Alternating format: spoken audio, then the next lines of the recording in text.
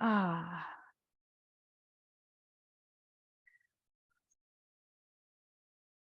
So settling down into the practice of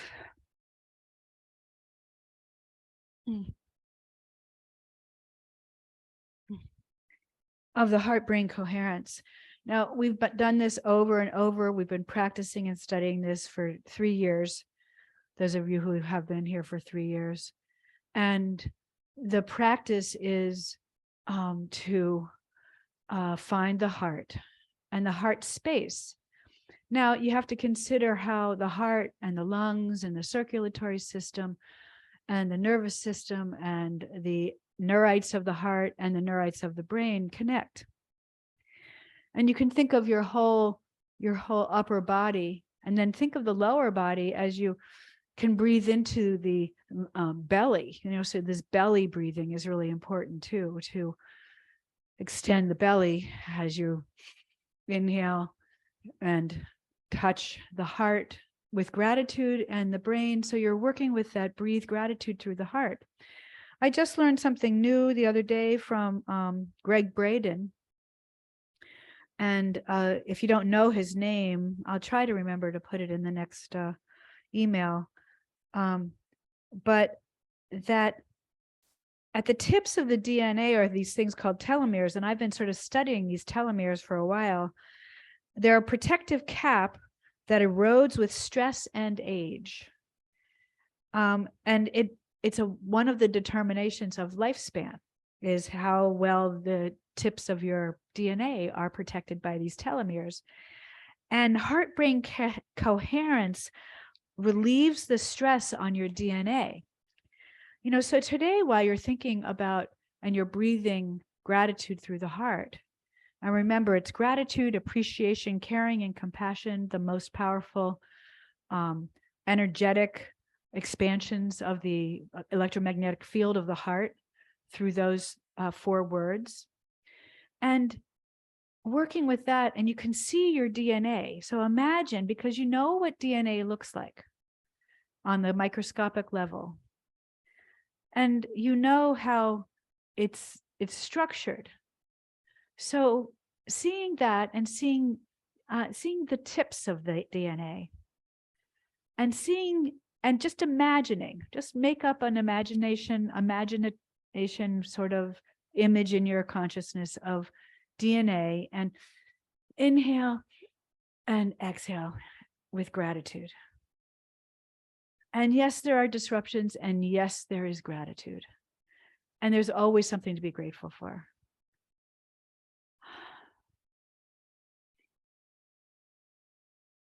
So just focusing on this image of the DNA, sending it appreciation, caring, compassion, and gratitude, and seeing that perhaps you can see it in a colorful way, and perhaps you can see that you're strengthening the telomere, you're strengthening the caps on the ends of the DNA.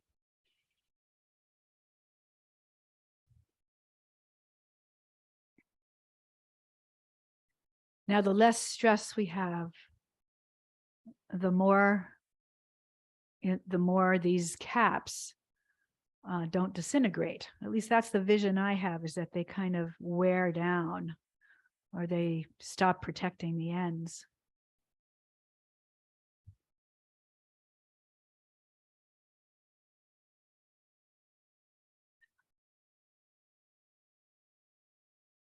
And stress and anxiety are somewhat an inherent part of life in some ways. And then our choices that we make. My choice to live in a colder place than my body would really like actually causes more difficulty for my DNA. My DNA wants to be warmer. So that kind of thing, it's not an easy choice. And these kind of things can change how your body reacts throughout your whole life. So you breathe gratitude for all that you can find ways that will bring you to the place of peace. And meditation will always do something. And there's hundreds of ways to meditate. And this is yoga can be a stillness meditation, or it can be a moving meditation. And everything about this practice, you can do a posture in stillness or in movement. You can do a posture in restoration or relaxation, or you can do a posture in strengthening.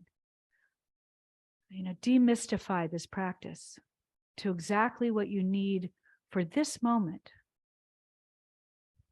Even the standing practice, you'll see you can make it totally relaxing. Keep breathing. The main purpose of yoga practices is to be fully present and know what that means.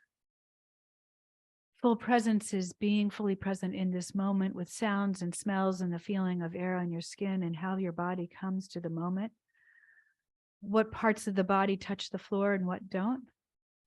What shape the body takes.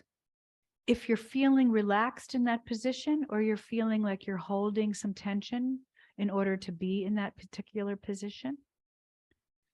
Allow yourself to receive and accept whatever you've chosen, and then relax with your choice. And that's part of the lesson on the mat, off the mat, relaxing with the tensions that come into our life and that we make a choice to either keep them or let them go. And sometimes it's so deep in our consciousness, so deep in the fabric of the quantum field inside ourselves, that we have a hard time making the shift. Hence the number of ways to change the neural pathways in the brain. So we have to breathe gratitude through the heart and touch the DNA. Consider these things called telomeres. And if you haven't known about them before, consider Googling the word telomere. Breathe gratitude, fill your heart and feel and see, use images to make it stronger as you connect the heart and the brain. Imagine your electromagnetic field. We've been doing this long enough on this in our classes to know and feel and imagine us as electromagnetic energy. Especially we can see the rainbow and the shimmer of light that comes from the rainbow outside of our skin. You can even imagine, you've seen double rainbows. Imagine the double rainbow, because that gives us a better understanding of the 12 chakras, having a double rainbow. And consider all the different ways you can see a rainbow, and consider that is you. These are called mirror neurons. What we mirror back to ourselves is us. You are me, I am you, we are one. The rainbow is me, I am the rainbow, we are one. The sky, I am the sky, we are one. I am the ocean. The ocean is me, we are one. So the oneness understanding is this. Breathe gratitude through your heart. Appreciation for all of your aliveness. Gratitude, appreciation, caring first for yourself, appreciation for yourself, gratitude for yourself. Everything starts with you. Remembering that you also have these things called mirror neurons. They are real. It's all science. I'm a scientist. Science and spirituality cross over. They always have crossed over till the fall from grace and the rise of the patriarchy, because that's where science started, was in philosophy with, Aristotle and Socrates and all the ancient philosophers. So bring into your heart where we've come in the evolution of humanity, and know that we are always evolving as we breathe gratitude through our heart for that evolution. And sometimes the mind, the soul, can keep up with the evolution, but the physical body takes longer to change. So that's why we have this thing out there called the ascension flu, is that you may be able to expand your consciousness and work at a very high level of consciousness, but physically the body is just it's like the earth having earth changes, and the earth can't change fast enough to keep up with whatever's going on. And humans are just part of the earth. So what humans have done and caused, the changes back to, or to a new earth, are going to take time. See that change in your mind's eye. Be the change you want to see in the world. So what does that mean? We know that statement. We are the ones we've been waiting for. We know that statement. These are repeated over and over and over again. So bring fingertips together and thumbs to the heart. Breathe gratitude through the fingertips, through the heart, and feel the sunshine of the wonderful star chakras that we're working with now, the 12 stars that have evolved from the 7 spirals. Basically, the spirals are the vortexes or vortices that come from the center of this body, out the front of the body and back body.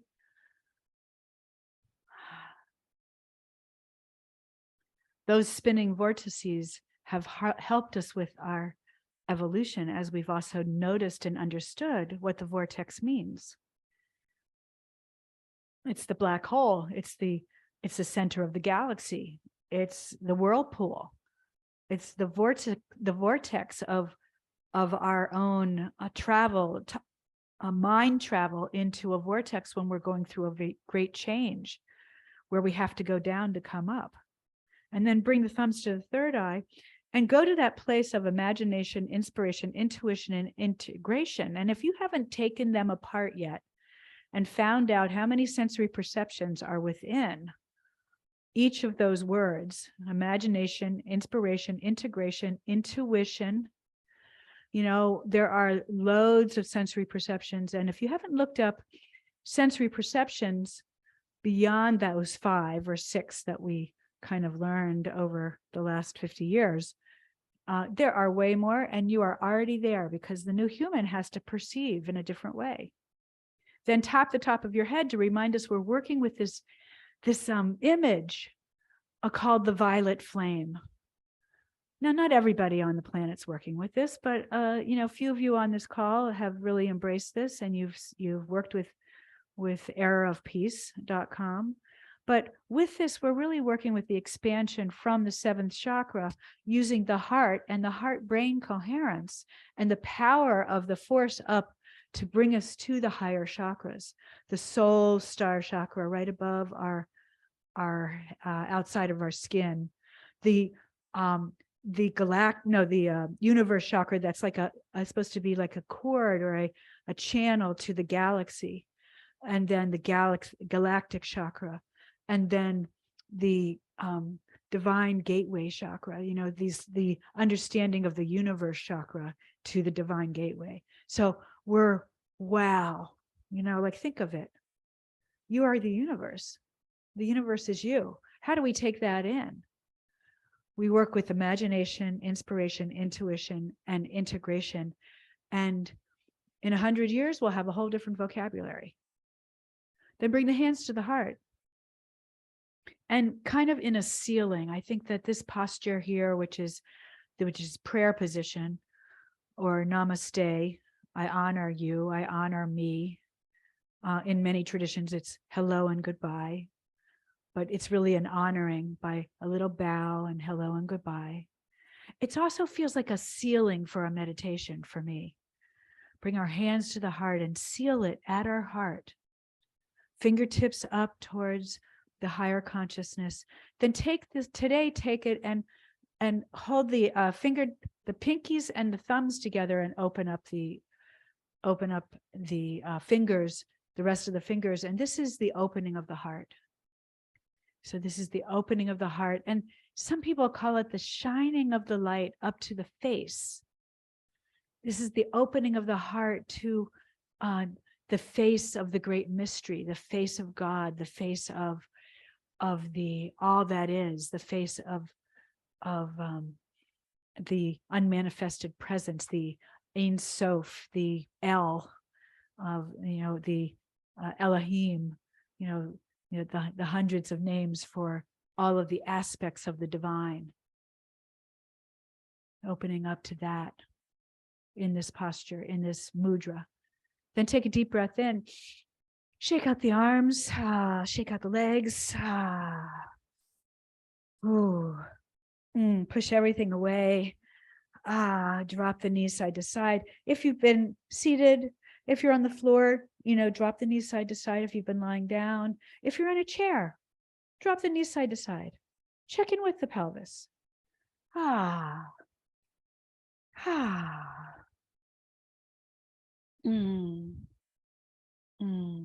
And then I am going to bring myself down first for just a few minutes, and then we're going to come up. We're going to come down to pull our knees into our chest if you haven't, and roll the knees in a circle. And hearing that, few of us have pelvis, hips, knees, ankles, pelvis that are acting up, that, doing the little movements and the little ways to bring a little pressure into these places is helpful. And roll the ankles and the feet, and really working with the fascia as best we can is part of what we need. And then shaking it all out. So just shake arms and legs really a lot to feel the kind of loosen things and see what it's like, even at the knees and down into the lower body. And remember that lower body, including at the pelvis, it holds a lot of our tension, and it holds all the triggers. So then put the feet on the floor and drop the knees side to side again. Again, you can be in a bed for anything that we're lying down for, and you can be on a chair or on a couch if you can move your legs enough, and dropping knees side to side, then lengthening them out. And reach from the heels of the hands to the heels of the feet. Hold your breath. Hold the breath and stretch. And just also check in with the rest of the body, and then pause for a moment. And just pause, hands down by your sides, palms face up. Shavasana. Then place the feet flat on the floor and rock, cerebral spinal fluid balancer. Remembering that this little practice here is sort of like a restorative practice for everything. Get down on the floor, get down on a bed, go down to come up, start again,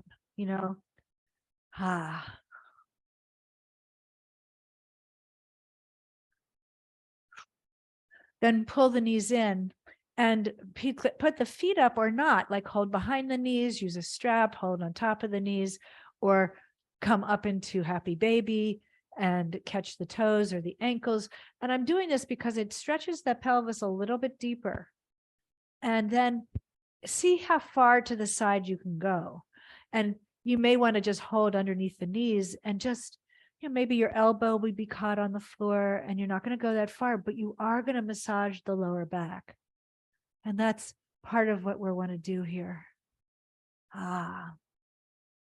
And then pause in the center and place the left foot on the floor and take that right leg and bend the knee and just explore it. Explore the pelvis, explore the knee, explore the ankle, and then that on the floor, and then explore the other one. See how different they are. Now, one side of the body, it's known through all the science that one side of the body will actually teach the other side. So just notice, and notice if you have something happening in a knee on one side, and then the other side is actually doing a compensation for that knee. So test it out again and see what's really going on. And test it out again on the other side. And breathing, relaxing, feeling, being present. And then place the feet on the floor. We're going to do a little abdominal strengthening. It's just really to wake it up And I'm going to do something different today that some of you have been okay with and others haven't, but you can just go to pressing into the lower back, or you can go to hands behind the head and exhaling as you come up.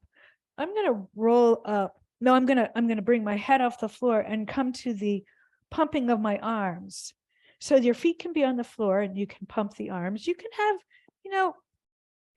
a cushion behind your head and pump the arms. You want to press into the lower back. You can bring the feet off the floor. That's going to catch the central abdominals a little bit more. You can take the cushion out from behind your head, and you're going to blow out for 3 to 5 times. You're going to see what works for you. And then suck in.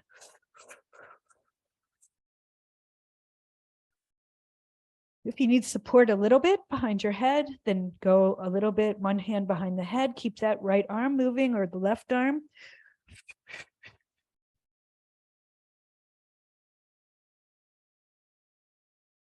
And then we're just going to pause and reach up and come down, because that was just an introduction. Now this is called the Pilates 100. And so I'm rolling my knees in a circle just to loosen my pelvis and loosen my core. And again, do what you want to do with this. You can just press your lower back into the floor or come back up. Feet can be on the floor, feet can be off the floor, knees can be bent all the way, or knees can be at table position.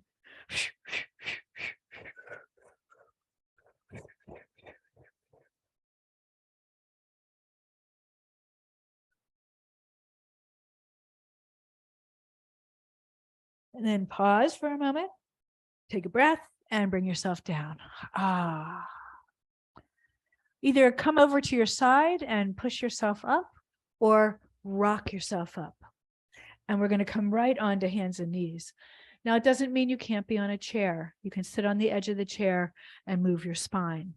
You don't have to come to hands and knees. So check out if this works for you. And I'm using these things, push-up bars. Because my wrists need to stay straight because of my strain in one of my ligaments on the wrist. So you're taking care of yourself in yoga. Inhale and exhale. Now on a chair, you sit on the edge of a chair if you can, but you check out your pelvis and you just move the spine. 6 movements of the spine every day is going to keep us more fluid and get the energy moving where it's stuck. And stress will stress will make stuck energy everywhere.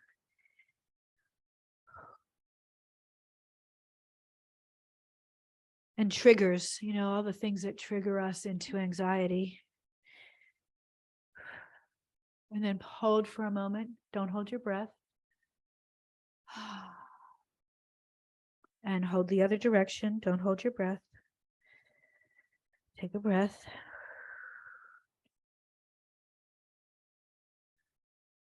Now, if you are on a chair, just fold over on the chair. If you're not, and you want to go to you want to go to child's pose, then bring yourself down. Now, remember, you're folding your knees.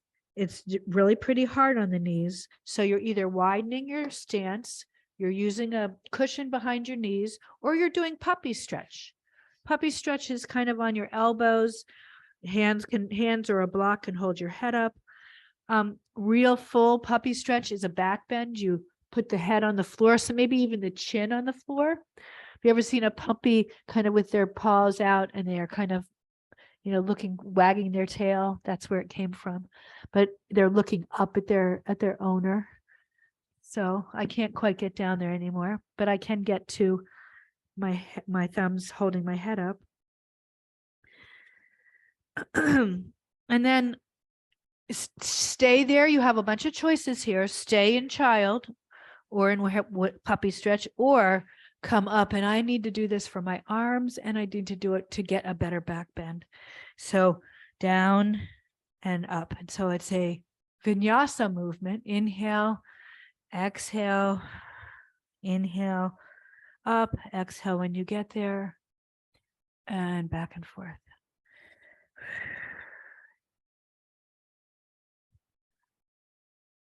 Oh. Now, in the world of really understanding the legs, the feet, the ankles, the hip, the pelvis, the insertion, the trochanter, all the parts of the pelvis and how it all works, it's really evaluating all of the details. It's evaluating, okay, do I want to feel what's going on, or do I want to avoid feeling what's going on? So from the upward dog, or from hands and knees, tuck the toes and bring yourself up. Heel walk. Now your hands, you can just stand up and put your hands on a chair or a wall or a table and do the same posture. And one of the things that happens with our legs is that all of our muscles get tight pretty much. The quads, the hamstrings, the back of the knee, all those little tendons and ligaments, and all the the front of the leg. It carries just so much in there of everything, body, mind, spirit. Then walk yourself forward, or if you're on a chair, just sit on the chair and fold over again. Elbows on the knees, maybe hands up so your fingertips are facing each other, and you're kind of keeping yourself up higher. It's supported squat on the elbows, ragdoll when you go all the way down, standing forward bend when you straighten the legs, which is not that good for lower backs that hurt. So don't do the straightening of the legs if you've got a back that acts up. Then bend the knees and bring yourself up, and this helps a little bit with dizziness to come back and to the heart. When you get up, shake out the body. It's amazing how much shaking the body would like. So shake out the body, legs, arms. Don't forget the pelvis. Don't forget, like, really getting that buttocks moving if you can. I need to use my arms to get it moving. So yeah, and shake it out. Then half sun salutation.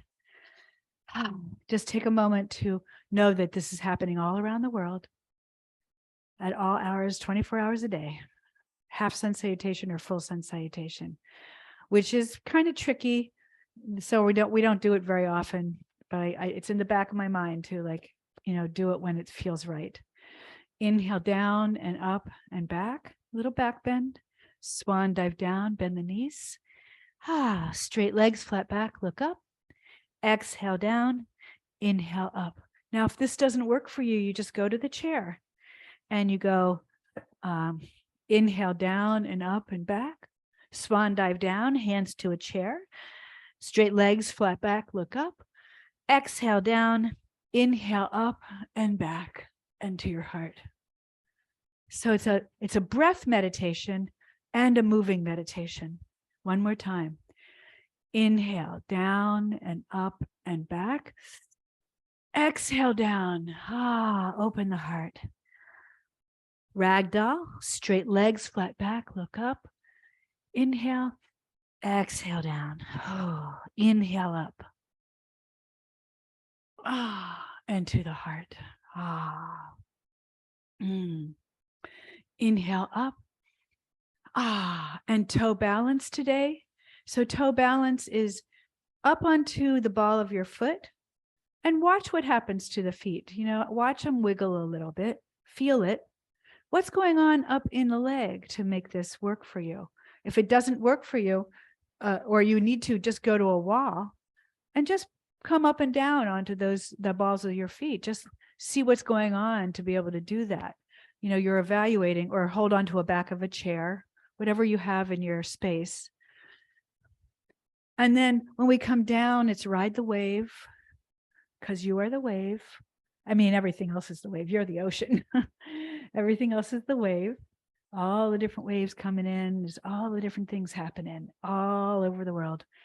And then hold, and you can always have your hands at your heart. You can have your hands on your waist. You can have your hands, up in either mountain position or in prayer. What's this one? The temple position with the thumbs crossed and the pointer finger up. And you're just breathing, focusing, reaching up out of the crown of the head, pulling in at the abdominals, pulling up from the pelvic floor, and holding for a moment. And you're feeling it. So you feel it. And then let it go, shake it out. Now we're going to do the spinal twist with that. So down, and again, hands at the heart, hands up, wherever you're going to be. And then this one is just look to the side. So we're going to look to the right, and the knees are bent, and you're just looking to the right, sort of making a little bit of a spinal twist. Head is still in alignment with the spine. And then you can come down on your elbow if it works for you. You can come down on a block if that works for you and bring the right arm up, or you can come down on hand on the floor. You can also do this on a chair. Let's see. So actually that wasn't really it, but anyway, you can put your hand on a chair. So you're down and up. And then back to center, up to toe balance. Breathing. Again, you don't need to go. Don't need to have your hands up there. You can hold on to something. Up to toe balance, down to Utkatasana, or the awkward pose, or the chair pose, into a position to then look to one side, down or down. Okay, so just see what it does for you. That upper arm can also be folded behind your back, or it can be up. And then feel what's going on there, and then come up and shake it out.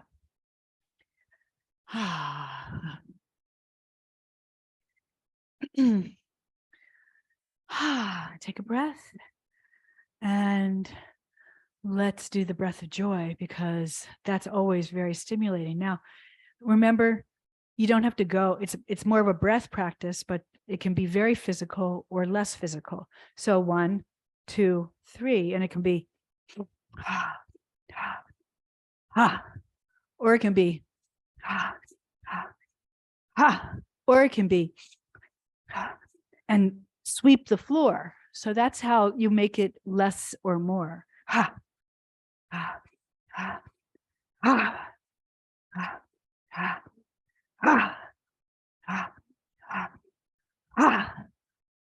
Breaths, release that 5th chakra.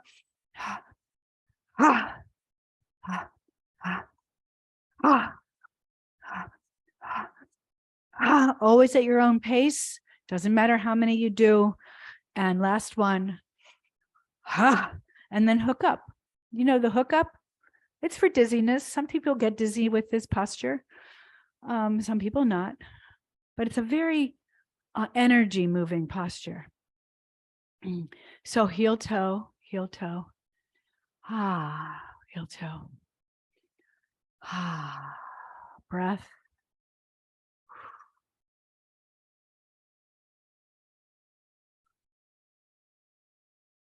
Then 5-pointed star.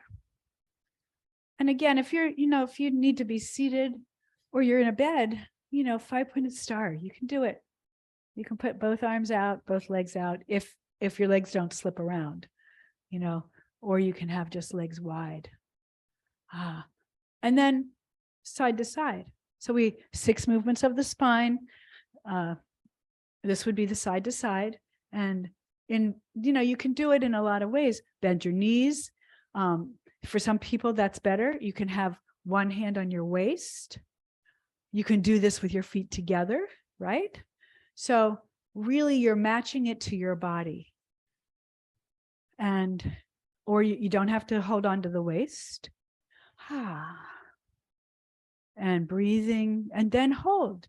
So you're going to hold and feel the hold, and you may want to put a support there, and you may want to go further or not so far. You are judging, what you're going to do. You can have your hands down, Or you can have your hands over your head, and it brings a lot more weight into the arms. Keep your head between the arms. See if that works for you. Remember your abdominals, because a lot of us always forget when we're standing to squeeze at the pelvic floor and connect in with those, the strength of what's keeping us up. And then up to center. Then you can just go right over to the other side. I'm going to bring my feet together. Now you might want to try this. Some people like the stability of feet all the way together. Some people go and they open up their feet, and some people like it wider. So you're going to figure out which one is right for you. I kind of like my feet together. And again, you can not put your arms all the way. Both hands can be on your waist, but you're wanting to get that side bend, side bend, side bend, side bend, and then hold. Active isolated stretching and then holding. Again, pull in. Notice what's happening. And then back down. Shake out the legs, shake out the arms. Balancing posture. Again, you can always go to a wall. You can have the chair there too. This one is for the quad. Now we do this on the floor sometimes on our side, and we catch the ankle and pull in. But you can also put your knee on a chair. You might want a cushion on the chair if the knee is sore. But you want to check in. You want to check in with the quads, because so much happens. To the quads, the back of the hamstrings, they'll lock up when there's all sorts of things happening in the lower back or in the pelvis or in the piriformis. So we're doing this one. So this is the dancer. And again, for me, sometimes it's nice to start on the wall, and I put one finger on the wall and I focus on something not moving. And then I can play with the stretch. So I'm moving forward and back with this stretch. Again, you can always get on a bed and do this from your side, or lie down on the floor. And then if you make it that balancing posture, get really firm into that right foot, focus on a spot, and then you can let go.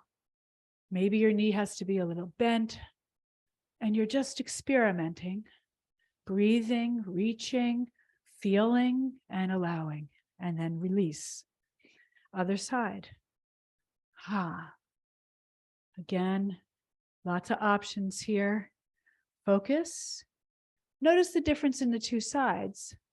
Notice if this is not something you should do, and you might want to lie down and just stretch that quad, or go to the chair and stretch the quad, and fold in and fold back, and just sort of feel what's going on there. You can catch your pants leg. You can use a strap to wrap around your ankle if your leg doesn't pull up that far, but you really want to evaluate the quads. And then down, and then shake it out. Take a deep breath in, and gratitude. Take a deep breath in, and appreciation.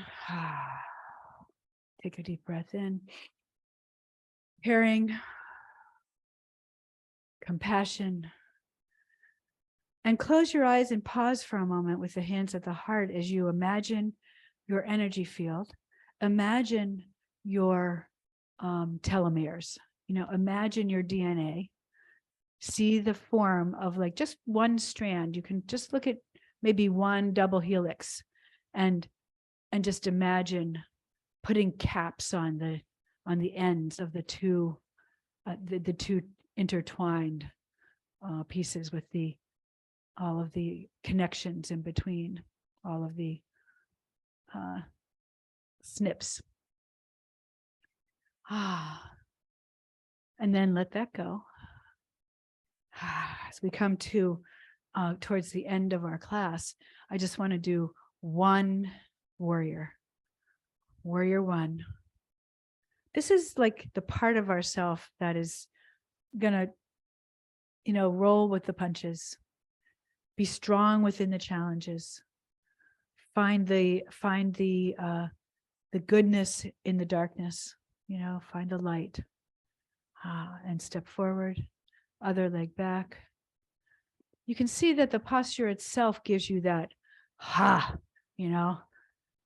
like sometimes when I dance this posture, it's a ha breath, it's a ha, and then switch legs. Ha, ha, ha, but you're really, okay, yes, you're saying, yes, I can do this no matter what. And sometimes just doing the posture really does help. And then just to stretch the leg, I want to straighten my leg here and go forward. Feel that, just knowing that it needs a lot of stretching. Step forward, step back, feel it on the other side. And step forward. And we're partway down, so roll down the spine, go back into downward dog. Now, if you don't like this posture, remember, you can have your hands on a table, a wall, or the bottom of a chair, even a bed or a couch, or the back of a chair, everything. You're just stretching the backs of your legs. Then down on the knees and let's see, where do I want to go from here? All the way down on the elbows. Now, this is a gentle posture, a gentle back bend. And just checking it out after doing everything that we've done. And the back bend will teach you a little bit, each one of them will teach you a little bit about how it feels there at the pelvis. The pelvis is a mystery. There's a lot there. There's a lot of the musculature, the trochanters coming into the sides of the pelvis, the sacrum there. There's a lot there. It's quite a lot. So this is a nice one. You press into the elbows and your head and neck. The whole shoulder girdle comes up and out and you look ahead. It's called the Sphinx. Spread the fingers wide and you'll be in the full posture. And we start to feel the front surface of the body, which we don't always get down on our front surface. Then lower yourself down and cerebral spinal fluid on this side. Why not?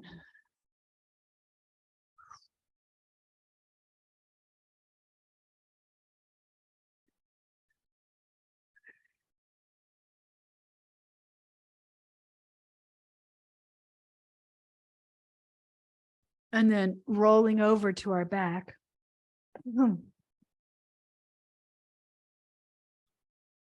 And take a pause. Take a moment to see if there's anything you want to do that we haven't done. And otherwise, decide to work with the pelvis in a slightly different way, which is really good release for the piriformis muscle, which the sciatic nerve goes through and sometimes wreaks havoc on our legs. And you put the soles of the feet together and let the legs open up. Now, if this isn't right for you, or if you want to do the restorative posture, I use the big, you sit on the floor and gather your equipment. I don't know if I can do it on this big cushion. Oh yeah, it's different, but I'm doing it on a big bolster today instead of this little bolster because it's too far away to reach. But what I like is that it opens the shoulders. It's something that is hard to get for me, is that feeling of getting the shoulder blades to come together.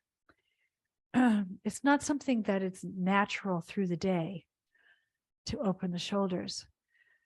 And it opens the chest in a way that I feel like my heart is more open. My heart chakra is more open. And so as I settle into this posture and honor what's going on in the lower body, breathing, relaxing, taking a moment to feel whatever it is you're feeling.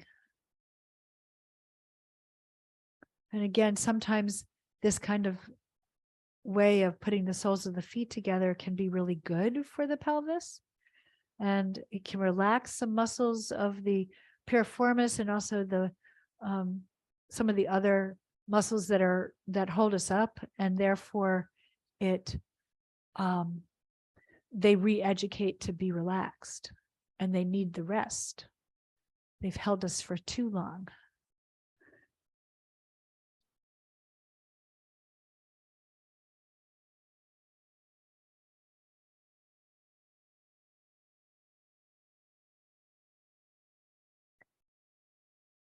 And as we go back to heart-brain coherence and our little tiny itty bitty introduction to telomeres, and we know that heart-brain coherence relieves the stress on the telomeres themselves. And that's kind of an interesting thought.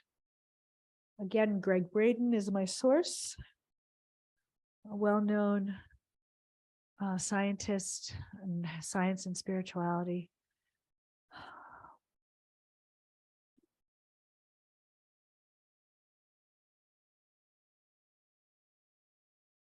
You can also come to a neutral posture if it's better for you, just Shavasana.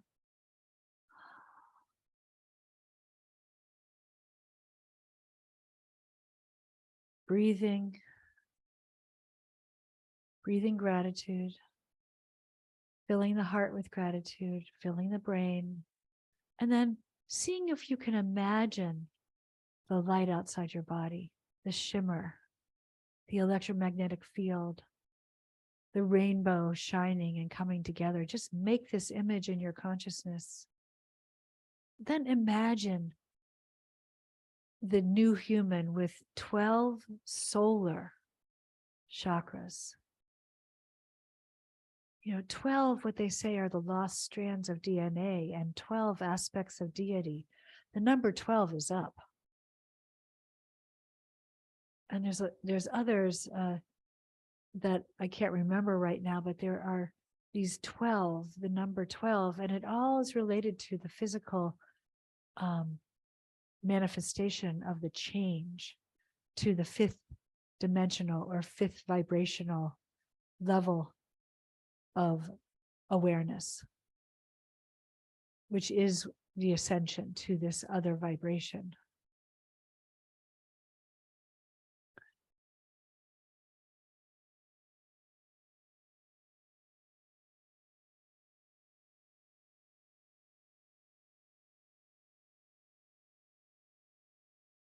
Then either staying in this posture or coming to even a more neutral place where you take the whatever's holding you up out.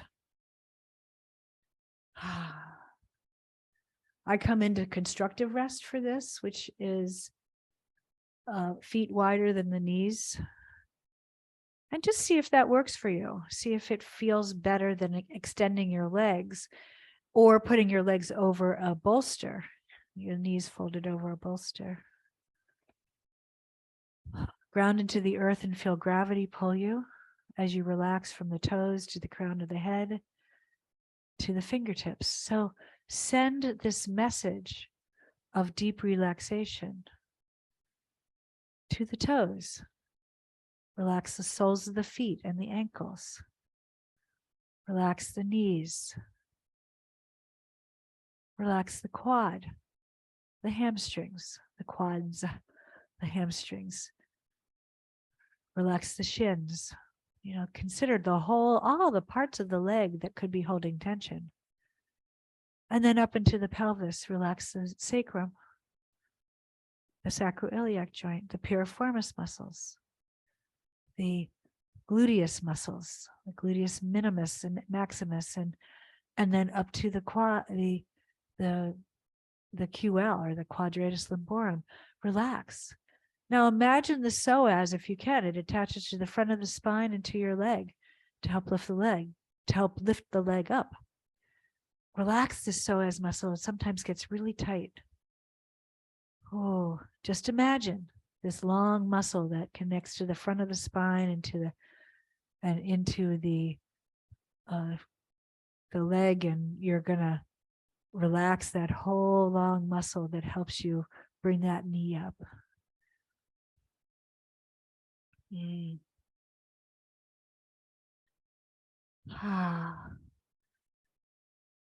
Relax the abdominals, no reason to engage them right now.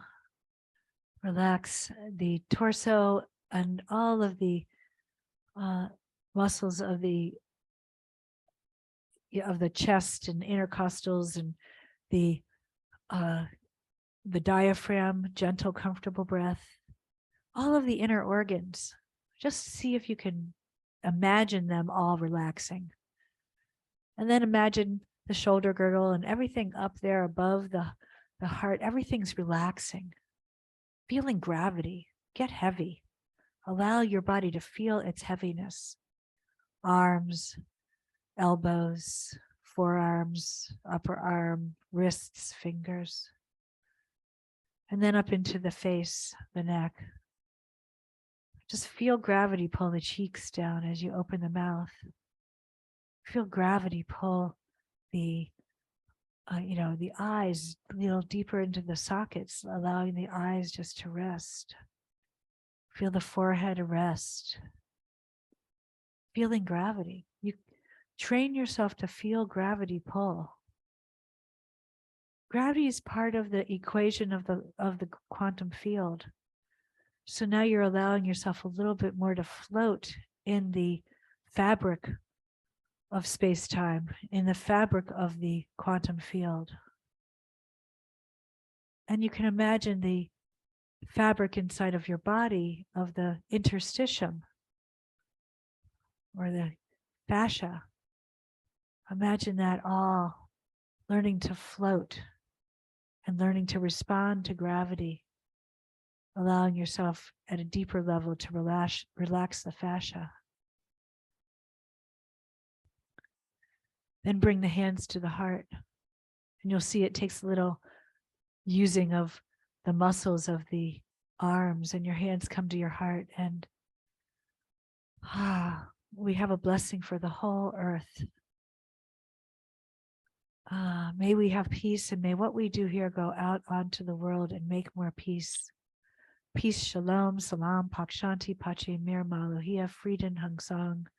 We hold in our hearts all those who suffer and send out a blessing for peace to surround them even in their suffering.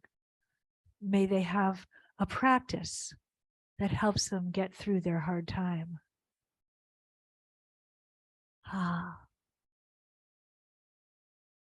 Namaste.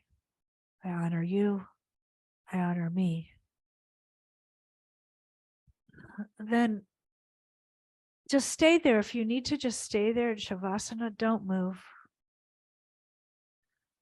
Don't move. And if you need to not come back to the screen, don't do that either. Just turn it off. Otherwise, take a deep breath and lengthen the legs out. If they're not, roll over to your side, come into fetal posture and feel that. Feel how gravity works upon the fetal posture. Feel how gravity and feel the memory of this posture. And then bring yourself up and feel that. And